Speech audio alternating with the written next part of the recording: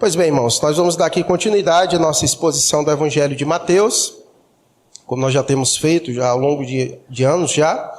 Estamos no capítulo 22, já estamos na metade dele, e hoje nós vamos meditar do verso 15 ao 22. Quem nunca disse, dê a César o que é de César e a Deus o que é de Deus, né? Muitos talvez tenham dito isso, mas provavelmente não se lembrava ou não sabia do contexto em que esta frase está inserida, né? O porquê Jesus falou isso, né? Então, se tornou, podemos assim dizer, até um ditado popular, né? As pessoas usam bastante essa ideia, essa frase, né? E hoje nós vamos aprender, então, o que Jesus quis dizer quando ele disse isso. Deem a César o que é de César e a Deus o que é de Deus, tá bom? Vejamos do verso 15 ao verso 22, vamos ler a versão NVT. Eu achei ela melhor de compreensão, mais esclarecida. Vai servir aqui para a nossa exposição nesta noite. Diz assim o texto bíblico. Então os fariseus se reuniram para tramar um modo de levar Jesus a dizer algo que desse motivo para o prenderem. Enviaram alguns de seus discípulos, junto com os partidários de Herodes, para se encontrarem com ele. E disseram, mestre, sabemos como o Senhor é honesto e ensina o caminho de Deus de acordo com a verdade. É imparcial e não demonstra favoritismo. Agora, diga-nos o que o Senhor pensa a respeito disto. É certo pagar impostos a César ou não? Jesus, porém, sabia de sua má intenção e disse, hipócritas, por que vocês tentam me apanhar numa armadilha? Obrigado. Mostrem-me a moeda usada para pagar o imposto. Quando lhe deram a moeda de prata, ele disse, de quem são a imagem e o título nela gravados? De César, responderam. Então deem a César o que pertence a César, e a Deus o que pertence a Deus, disse ele. Sua resposta os deixou admirados e eles foram embora. Como os irmãos sabem, já tenho dito aqui todos os domingos, o contexto ainda permanece o mesmo.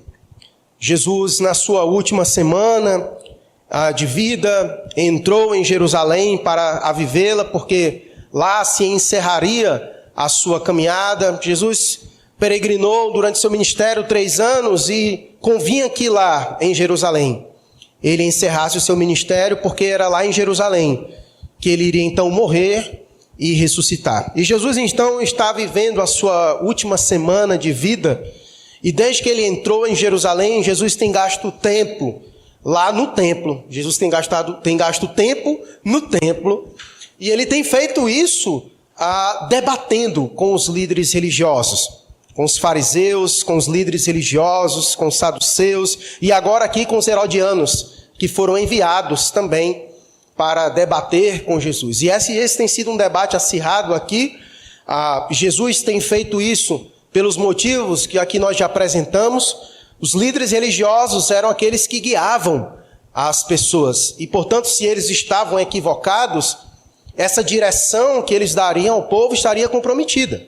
E por isso que Jesus entra ali em Jerusalém, vai ao templo e tem todo esse debate com eles, diante de a multidão ali que os acompanhava, porque era importante que Jesus mostrasse a eles o caminho correto. E Jesus então começa com uma série de denúncias aos líderes religiosos, pelos quais nós já vimos. Inclusive Jesus usou 3 parábolas para não somente revelar verdades a eles, aos líderes religiosos, assim desmascarando eles diante de todo o público, mas bem como também Jesus ensinou coisas preciosas sobre o reino de Deus, como nós vimos na parábola anterior, quando ele disse que o reino de Deus é semelhante a uma festa de casamento, lembra? Então ele trouxe ensinamentos preciosos ali, mesmo diante dos debates, mesmo diante das adversidades enfrentadas pelos líderes religiosos, Jesus estava ali trazendo ensinamentos. E o versículo 15, ele começa então mostrando que esse conflito ainda não cessou. Então os fariseus, né, não conformados ainda, porque não conseguiram pegar Jesus, e esse era o objetivo deles, né, de todos esses debates, de tentar encontrar alguma brecha em Jesus para de alguma maneira desmerecê-lo, eles não desistem.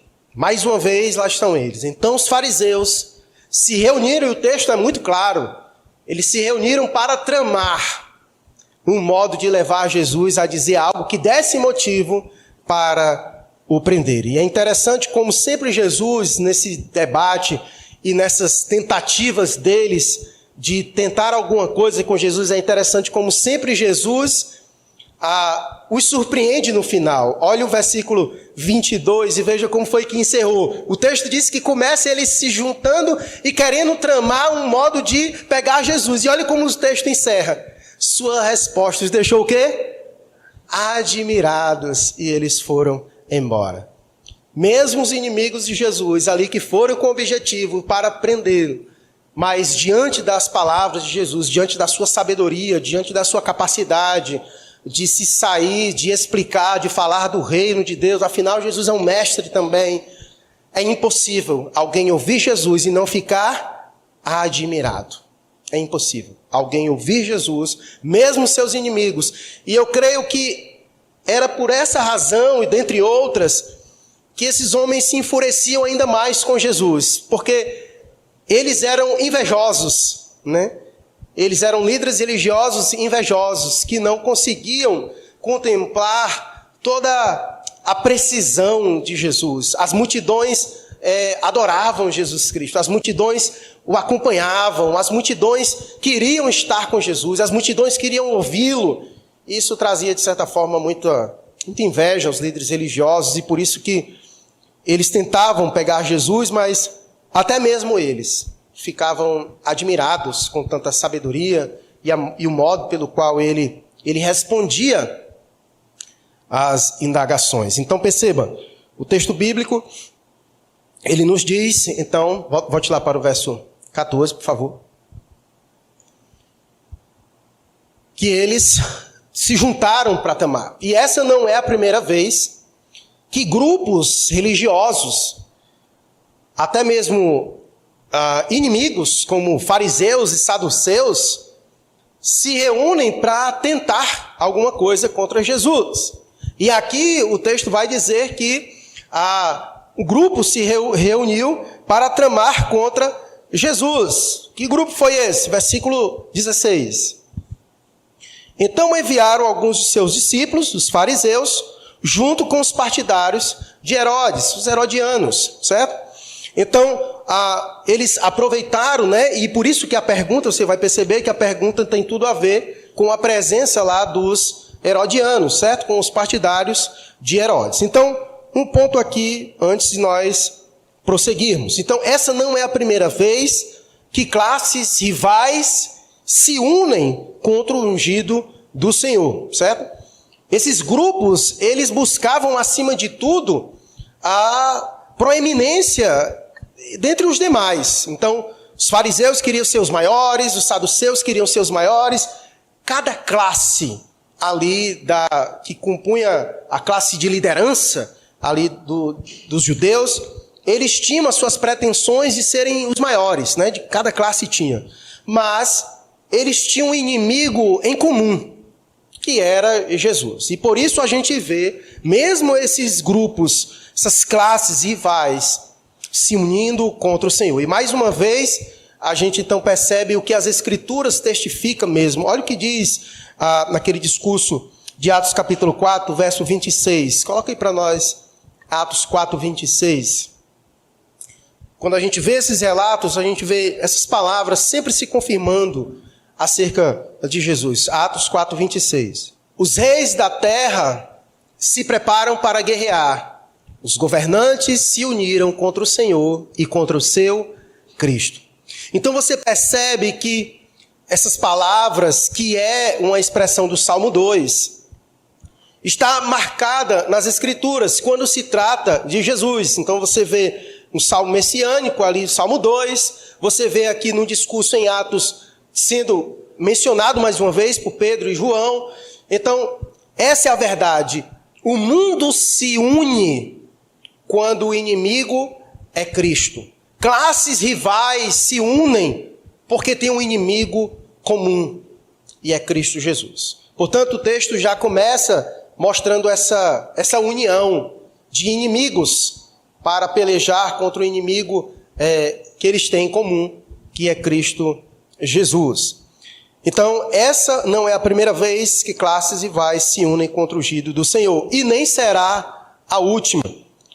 As Escrituras nos asseguram categoricamente que no último dia, os reis da terra e todos os povos se unirão juntamente com o maligno para pelejar contra o Senhor. Nas batalhas que ainda estão por vir, nas batalhas de Gog e Magog, nas batalhas de Armagedon, a Bíblia diz que se juntará um exército tão numeroso como as areias da praia para pelejar contra o ungido do Senhor. Mas eles se levantarão para cair, porque é impossível vencer o ungido do Senhor. Mas, mesmo assim, eles continuam se juntando, eles continuam se unindo para tramar, para pelejar, numa tentativa de vencer o ungido do Senhor. Mas o mundo, os reis da terra, classes rivais, se unem contra Cristo, mas eles sempre caem. Então essa não é a primeira vez que classes rivais se unem contra o ungido do Senhor. Eles planejam juntos. Volte lá para o nosso texto, por favor. Então os fariseus se reuniram para tramar um modo de levar Jesus a dizer algo que desse motivo para o prender. Eles então se juntaram e planejaram, versículo 14. Então eles se juntaram e planejaram juntos o texto. Mateus capítulo 22, verso 15. Então os fariseus se reuniram para tramar um modo de levar Jesus a dizer algo que desse motivo para o prenderem. A pergunta é, qual foi a trama? Eles planejaram. O texto vai nos dizer como foi essa trama.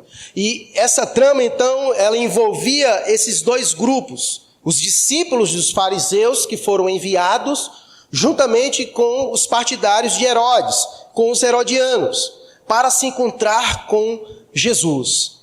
A trama, então, que eles tinham em mente era essa. A armadilha que eles lançaram para Jesus, de tentar pegar Jesus em suas palavras, porque, como diz o texto, o objetivo deles é que Jesus caísse em suas palavras para o prender.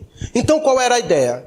Eles, quando fizeram aquela pergunta, qual foi a pergunta que eles fizeram? Qual é a pergunta-chave?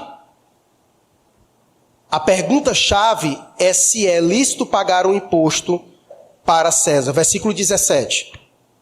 A trama é essa. Agora diga-nos, o que o Senhor pensa a respeito disto? É certo pagar um imposto a César ou não? Esse é o ponto. Essa foi a sentença da trama. Eles se juntaram para tramar contra o Senhor e então chegaram diante dele. Beleza, como é que a gente vai abordar ele? Então a abordagem deles era isso. Lançar essa pergunta para Jesus. É certo pagar imposto a César ou não? A pergunta, de que maneira essa pergunta compromete Jesus? Já que essa pergunta faz parte da elaboração da trama, de que maneira essa pergunta pode comprometer Jesus? Se a resposta for sim, de que maneira compromete Jesus? E se a resposta for não, de que maneira também esse não compromete a Jesus? Então ali tinha dois grupos. Tinha o grupo dos fariseus, que acreditavam que o povo, de certa forma, era subjugado por Roma. Havia aquele grupo que acreditava que se Jesus dissesse que sim, desse uma resposta positiva, é certo pagar imposto a César ou não, e dissesse sim, ele seria considerado como um traidor da nação, um traidor do povo. Os irmãos sabem que os judeus não curtiam muito os publicanos, não curtiam muito os coletores de impostos, consideravam os próprios judeus, a sua raça, inimigos, porque serviam ao império. Então, colocaram Jesus numa situação. Se ele disser sim, aqueles que veem o império como aqueles que colocam um jugo pesado sobre eles, vão dizer, esse é traidor da nação. Esse é um traidor do seu povo, como os coletores de impostos, como aqueles que trabalham para o governo para trazer ainda mais sobre o povo um jugo pesado. Contudo, se ele dissesse não, quem era que estava lá? Os partidários de Herodes. Aqueles que apoiavam o governo acima de tudo. E muito provavelmente, se Jesus dissesse não, ele seria acusado de sedição. Está promovendo um montinho aqui e está se rebelando contra o governo. Afinal, César é um título e já é um título de adoração. Porque havia adoração ao imperador em Roma. Então, César já era um título e, portanto, dizer não comprometeria Jesus. E tinha um partido que estava lá próximo, os herodianos, que foram enviados nessa trama para dizer, se ele disser não, deixa que é com a gente. Se ele disser sim, os fariseus, deixa que é com a gente. Então, cada grupo já foi pronto para, de acordo com a resposta, chegar junto e dar seguimento à trama, porque a trama era essa. Vamos colocar ele na parede e vamos lançar a pergunta para ele, para ver o que ele vai dizer. Mas, antes de dar a resposta, Jesus, como sempre, se sai nas suas respostas, como nós já vimos. O versículo 22 diz que, diante de toda a resposta de Jesus, como foi que eles ficaram no final? Admirados com a resposta de Jesus. E eu espero que você não fique revoltado nesta noite, mas que você também fique admirado com a resposta que Jesus deu a ele e também dará a cada um de nós. Contudo, eu quero aqui ver com os irmãos a maneira como eles abordaram ao Senhor antes de lançar a pergunta a Jesus. Vejamos o versículo 16. Enviaram alguns de seus discípulos, junto com os partidários de Herodes, para se encontrarem com ele. E disseram, Mestre, sabemos como o Senhor é honesto e ensina o caminho de Deus de acordo com a verdade. É imparcial e não demonstra favoritismo. Que elogio. Essa galera é experiente em fazer isso. Eles primeiro bajulam, desarmam o indivíduo, para depois chegar com o ataque. E com essas palavras deles, eu quero aqui trazer uma reflexão para nós breve. A bajulação é uma arma perigosa. E por isso eles a usaram contra Jesus.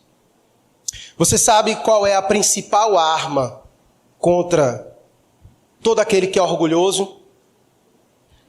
É a bajulação. A bajulação é a arma mais poderosa para aquele que é orgulhoso. E o pior é que todos nós somos orgulhosos por natureza. O pior é que todos nós somos orgulhosos por natureza. E a bajulação é uma arma perigosíssima. E por isso que eles a usaram contra o Senhor. O problema é porque eles não lembraram. Porque eles acharam que a sua bajulação iria encontrar terreno fértil. Porque a bajulação é arma perigosa para aqueles que são orgulhosos. Mas esqueceram que eles estavam lidando com aquele que disse de si mesmo, aprendei de mim que sou manso e humilde. Ele não era orgulhoso coisa alguma.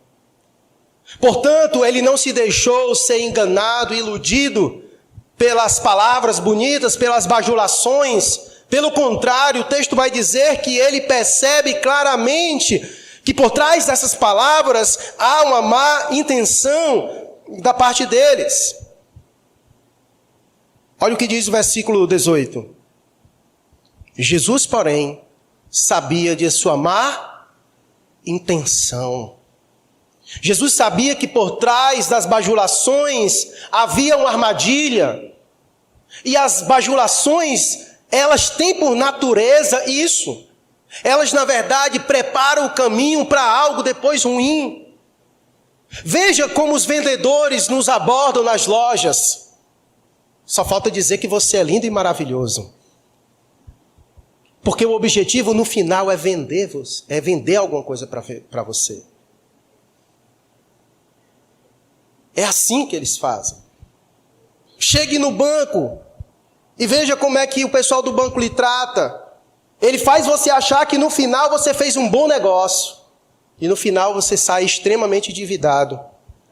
120 meses para pagar a parcela do empréstimo. É sempre assim. A bajulação, ela tem cara de coisa boa, mas por trás ela tem uma má intenção. Ela tem uma má intenção. E como os nossos corações, eles são orgulhosos por natureza, ele então muitas vezes nos cega. A bajulação vem e ela nos cega. E a gente acaba caindo e depois a gente sofre o dano por causa da bajulação. Portanto, a bajulação é uma arma perigosa e eles a usam contra Jesus. Olha o que disse o salmista, Salmo 5, verso 9. Coloca para nós aí, por favor. E pode colocar na versão Ara. Salmo 5, verso 9. Pois não tem ele sinceridade nos seus lábios, o seu íntimo é todo crimes, a sua garganta é sepulcro aberto, e com a língua lisonjeiam. Isso é um retrato desses homens, que é exatamente isso, eles não têm sinceridade. No seu íntimo está corrompido. A sua língua, por meio da sua língua, eles lisonjeiam. A bajulação, mas ali por dentro está a má intenção. Olha, prefira sempre quem lhe fala a verdade. O nosso orgulho, ele faz a gente muitas vezes preferir as bajulações. E por isso que às vezes a gente tem certa resistência com quem vem a nós. E muitas vezes diz a verdade. Ainda que a verdade seja dita de uma maneira tranquila, de boa, mas a verdade tem às vezes uma função de nos machucar, porque elas revelam coisas em nós. E às vezes a gente prefere ser enganado com a bajulação, com a lisonja, quando ela não procede, quando ela não é verdadeira. Olha o que diz um homem muito sábio, Provérbio 29, 5. Salomão.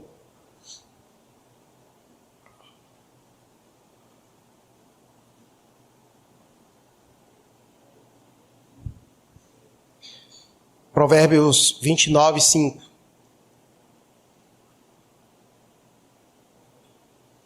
Quem bajula os amigos prepara uma armadilha para os pés. Forte, né? Olha o que diz Salomão. Quem bajula os amigos prepara uma armadilha para os pés deles. Mas como eu disse, parece que é desse tipo de amigos que nós gostamos. Dos que nos bajulam. Mas olha o que as escrituras dizem. Que quem bajula os amigos prepara uma armadilha para os pés deles. Esses homens estavam bajulando Jesus, mas estavam preparando uma armadilha. Estavam preparando uma armadilha para ele. Mas olha o que ainda diz Salomão no capítulo, no Provérbios 28, 23, por favor. O que repreende ao homem achará depois mais favor do que aquele que lisonjeia com a língua. Olha aí que coisa preciosa, né? Então perceba essas verdades. E Jesus entendia bem e enxergava bem aquilo que estava proposto diante dele. Então tenha muito cuidado.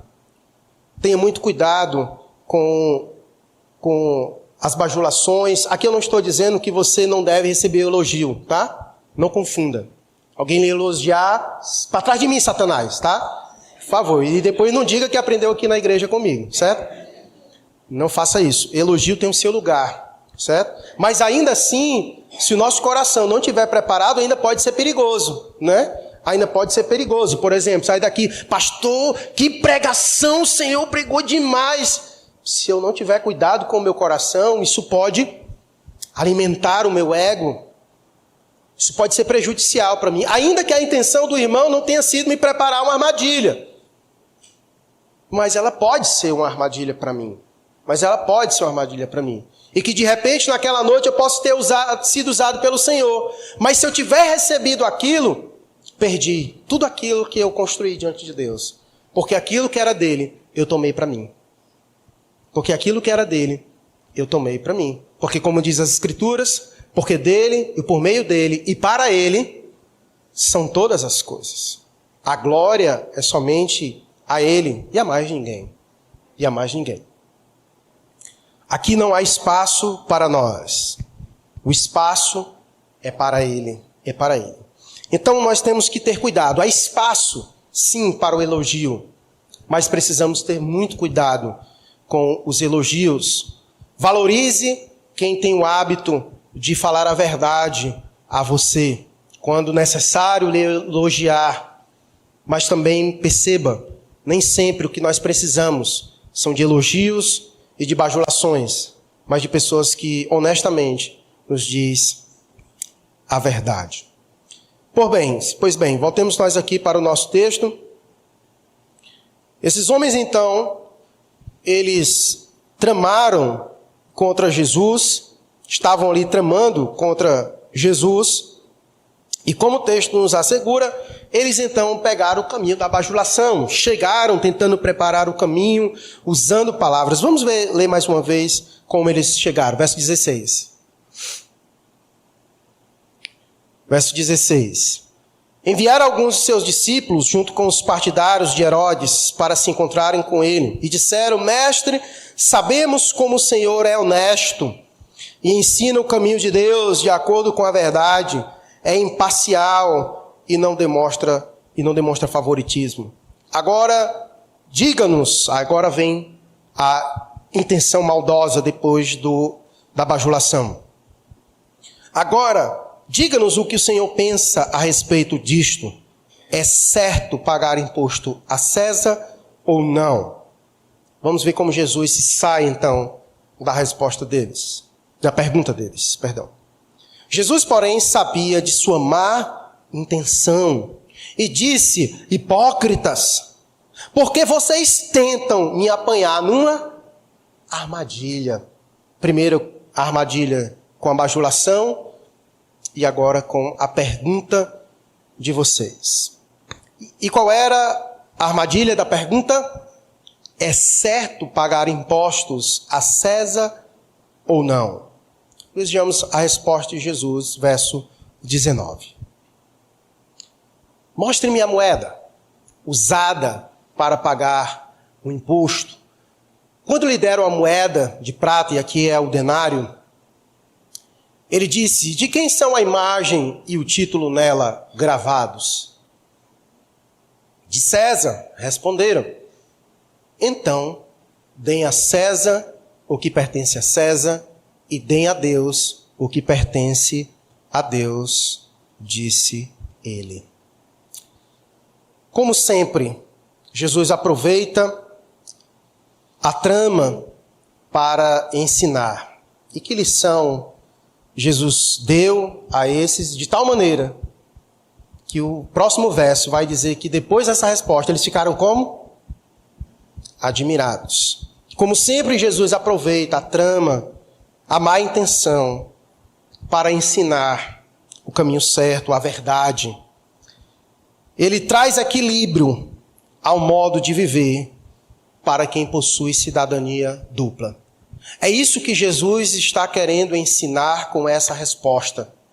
Ele traz equilíbrio ao modo de viver para quem possui cidadania dupla. Nós temos cidadania dupla. Sim ou não? Nós somos cidadãos aqui da terra. Mas se nós cremos em Jesus, a Bíblia também diz que nós somos cidadãos da onde? dos céus. Nós temos essas duas cidadanias. E o que Jesus está ensinando é como devemos viver com essa dupla cidadania. Dê a César o que pertence a César e a Deus o que é de Deus. Ele quer trazer equilíbrio. Jesus aqui não está enaltecendo um, desprezando o outro. Não. Jesus está trazendo equilíbrio e ensinando o modo correto de viver. Enquanto cidadãos aqui da terra, é preciso que nós estejamos debaixo das autoridades constituintes. Como cidadãos, nós prestamos contas com o mundo vigente que nós vivemos. E segundo as Escrituras, Romanos capítulo 13 e outros textos a mais, nos testifica essa verdade que os governos, eles antes de tudo, são instituídos por quem? Por Deus. Portanto, nós devemos cumprir o nosso papel como cidadão deste mundo. Portanto, se a pergunta é certo dar imposto, pagar o imposto a César? Qual é a resposta então? Sim. Jesus poderia ter dito isso já anteriormente. Poderia ser muito simples a sua resposta. Mas Jesus queria ensinar outras coisas. Porque Jesus queria mostrar que não somente é importante você ser um cidadão que cumpre com os seus papéis, com as suas responsabilidades aqui, mas acima de tudo que você seja um cidadão do reino que também cumpre as suas responsabilidades diante de Deus. E isso é o mais importante. Então Jesus quer trazer equilíbrio ao modo de viver a cada um de nós. Deus espera que o seu povo viva assim nesta vida. Que nós sejamos pessoas, cidadãos que cumprem as suas responsabilidades enquanto aqui no mundo. Eu sei que nenhum de nós gosta de pagar imposto. Ninguém gosta. Muitas vezes são as altas taxas de impostos, inclusive, que nos impedem de possuir coisas das quais gostaríamos. Quem paga imposto de renda no final do ano, meu Deus do céu. Todo ano é uma luta. Não é verdade? Principalmente quem recebe um valor mais significativo. Dá vontade de sair logo procurando arruma de coisa para você empregar seu recurso para tentar justificar no final para não dar para o governo novamente. Já é tantas coisas que a gente paga. Mas enfim, não pague não para você ver. Então no final das contas, nós temos que cumprir com as nossas responsabilidades. Gostemos ou não, mas precisamos nos esforçar para cumprir com as nossas responsabilidades. E nós vemos isso com bons olhos. Inclusive, muitas vezes nós enchemos o nosso peito e falamos isso com aquela piedade, né? Não, eu sou um cidadão honesto que paga os meus impostos e tudo mais. Beleza, legal. Deve ser assim. Não está fazendo nada demais. Está cumprindo seu papel como cidadão. E é isso mesmo. Tudo ok. Mas o ponto aqui que eu quero me ater com os irmãos não é nem sobre isso. Porque eu sei que mesmo nas dificuldades, nós nos esforçamos para cumprir com os nossos deveres enquanto aqui, como cidadãos deste mundo. Mas a minha preocupação é, será que nós temos o mesmo cuidado que temos de cumprir com os nossos deveres como cidadãos deste mundo? Será que nós temos os mesmos cuidados para também cumprirmos com os nossos deveres diante de Deus? Será que nós temos dado a Deus a mesma coisa que nós temos dado a este mundo? Será que nós somos bem vistos assim por Deus? Cumprimos cabalmente os nossos deveres diante de Deus, assim como nós cumprimos os nossos deveres diante dos homens? Essa é a questão. Esse é o ponto aqui para a nossa breve reflexão nesta noite. Porque o que Jesus está querendo trazer aqui é esse equilíbrio ao modo de nós vivermos, uma vez que nós possuímos essa cidadania dupla. Quem esteve hoje aqui, pela manhã, em nossa escola bíblica dominical, todo primeiro domingo, nós prestamos contas com a igreja, no nosso relatório financeiro, de tudo aquilo que entra, de tudo aquilo que sai. Isso é uma prática de igrejas batistas e todo mundo sabe como funciona, os irmãos sempre sabem como a gente faz as transparências, tudo que entra, tudo que sai, nada pode sair sem o consentimento dos irmãos, toda aquela transparência que a gente faz. E nessa manhã nós ficamos surpresos, quem esteve aqui sabe bem disso, nós ficamos surpresos que o nosso caixa fechou muito no negativo, mas não foi pouco, foi muito no negativo. E a resposta não tem outras coisas para dar, a não ser de que grande parte dos irmãos não cumpriram com seus deveres diante de Deus, não devolveram ao Senhor os seus dízimos e as suas ofertas. Não tem outra resposta. A resposta é essa. Ficamos no negativo, porque muitos irmãos não devolveram a Deus os seus dízimos e as suas ofertas. Então é por isso que textos como esse, Jesus então nos traz essa direção de como devemos equilibrar a nossa vida. Devemos dar a César o que pertence a César e a Deus o que pertence a Deus. Todos nós sabemos que dízimo não se trata de dar, mas dízimo se trata de devolver. Por isso que ninguém dá dízimo. Dízimo a gente devolve a Deus o que pertence a Deus. Então, quando Deus ensina isso para o seu público, Ele quer dizer isso: dê a César o que pertence a César, e aquilo que é de Deus, devolva a Deus, porque pertence a Deus. E aqui eu estou falando sobre a questão dos dízimos, porque o contexto, Jesus pegou o que mesmo para ensinar? Uma moeda. Ele pegou uma moeda, dinheiro, e ele disse: aqui o dinheiro, dê a César o que é de César, e a Deus o que é de Deus. Assim como se dá o dinheiro a César, também os recursos se dá a Deus, que é o que se espera também de Deus. Dízimos e oferta, como nós já vimos aqui, é algo que é extremamente bíblico, né? E esses dias eu estava conversando com alguns irmãos, estava falando sobre isso, né? Nós muitas vezes nos sentimos revoltados com aqueles contextos de igreja onde a gente sabe que as pessoas são exploradoras e enganam as pessoas, né? Com a tentativa de realmente extorquir as pessoas, né? Todos nós sabemos disso, que são pessoas que usam o evangelho para enganar as pessoas e para roubar as pessoas. O problema é que quando a gente se livra dessas coisas, a gente cai em um outro lugar. Muitas vezes a gente cai na avareza. A gente cai na avareza.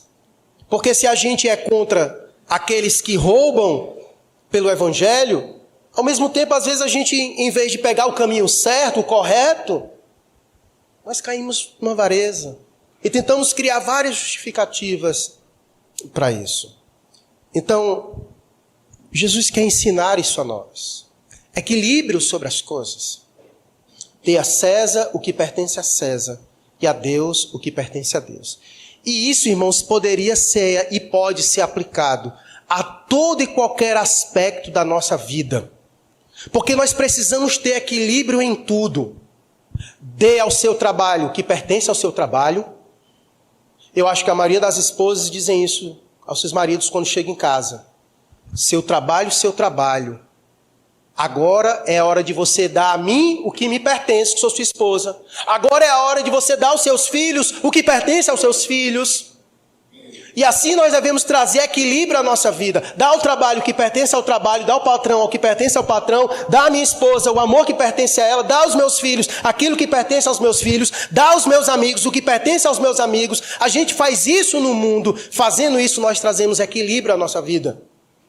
E da mesma forma nós aplicamos a Deus. Dê a Deus o que pertence a Deus. Por exemplo, você tem 24 horas. E nesse tempo de 24 horas você tem que dar ao seu trabalho o tempo que pertence a ele. Você tem que dar à sua mulher o tempo que pertence a ela. Você tem que dar aos seus filhos o tempo que pertence a eles. E precisa nessas 24 horas dar o tempo que pertence a Deus.